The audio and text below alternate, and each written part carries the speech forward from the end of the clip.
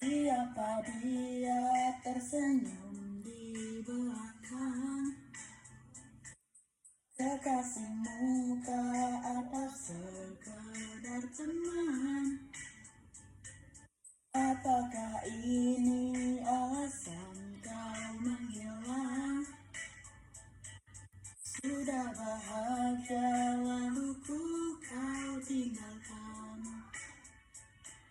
Masih ingatkah saat kau menangis dan mengadu? Sudah lupakah saat kau berkatanya daku? Sudah ku jatuh cinta, kau pergi senikmatnya. Tanggung jawabmu mana?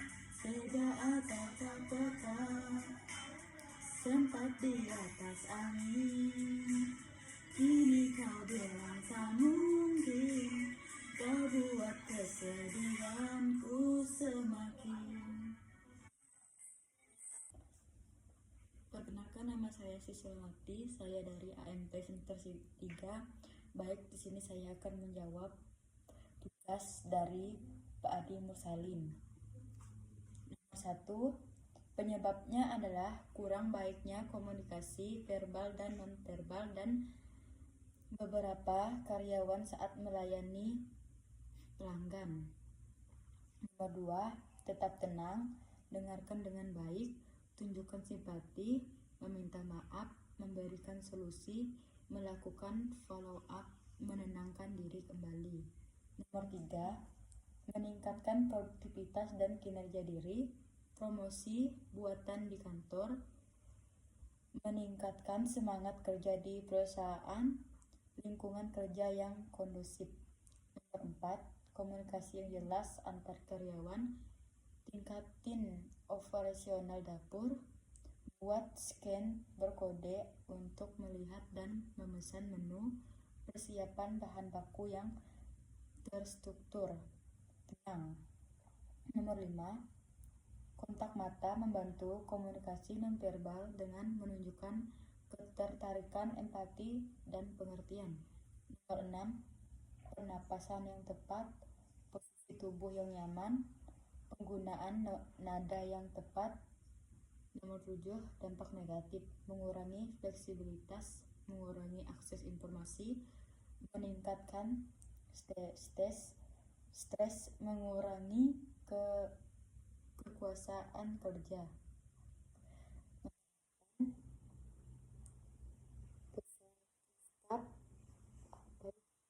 Staf menggunakan teknologi, membuat kebijakan komunikasi, mengumpulkan umpan balik, menggunakan bahasa yang jelas.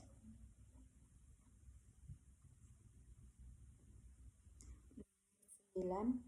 Komunikasi yang efektif, kerja sama tim, pengembangan kemampuan, pelayanan pelanggan, evaluasi dan perbaikan, menghargai kontribusi. Tidak mendengarkan aktif, berlatih mendengarkan aktif dan memperhatikan lawan bicara, menginterupsi atau memotong pembicaraan, berusaha untuk tidak memotong pembicaraan orang lain, tidak jujur, berbicara jujur dan transparan, berkomunikasi dengan emosi, mengendalikan emosi sebelum berbicara, tidak menghargai pendapat orang lain, menghargai pendapat orang lain dan memperhatikan perspektif mereka, berkomunikasi secara pasif agresif, berkomunikasi secara langsung dan terbuka, tidak menggunakan bahasa yang jelas, menggunakan bahasa yang jelas dan efektif, tidak menghormati batasan dan privasi lawan bicara, menggunakan bahasa yang kasar, menggunakan bahasa yang sopan dan hormat, tidak minta umpan balik dan tanggapan dari lawan bicara. Senyum dan sopan, sambut pelanggan dengan senyum dan sopan yang ramah. Perhatian penuh, berikan perhatian penuh pada pelanggan dan jawab pertanyaan mereka dengan sabar. Komunikasi jelas, Berikan penjelasan yang jelas tentang produk atau jasa dan prosesnya. Tanggapan cepat. Tanggapan pertanyaan dan keluhan pelanggan dengan cepat dan efektif. 12. Sebelum transaksi, sambut dengan ramah, tawarkan bantuan, berikan perhatian penuh. Selama transaksi, jelaskan produk atau jasa, tunjukkan minat, bantu pilih opsi. Setelah transaksi, ucapkan terima kasih, tawarkan layanan jual, minta umpan balik. 12.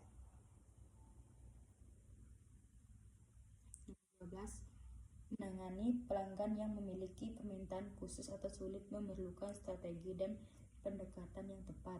Berikut adalah beberapa cara yang dapat dilakukan.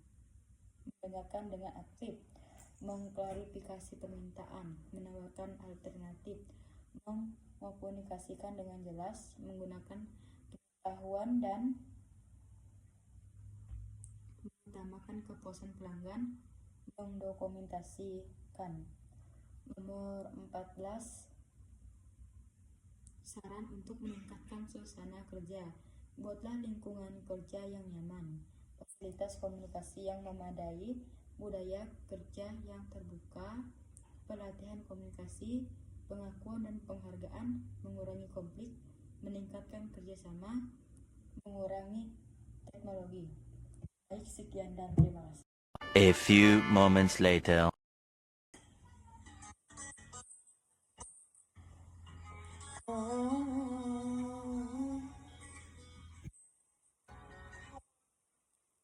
Pagi hari menyapa dengan indah, ku tersenyum melihat kau masih lelah. Sudah dengan berbagai cara agar tak terlewatkan hari yang indah.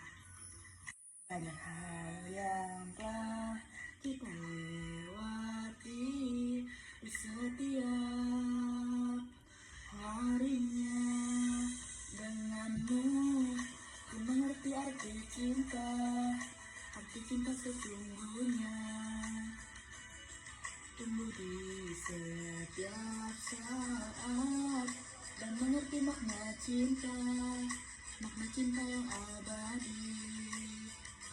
Kan ku jaga cinta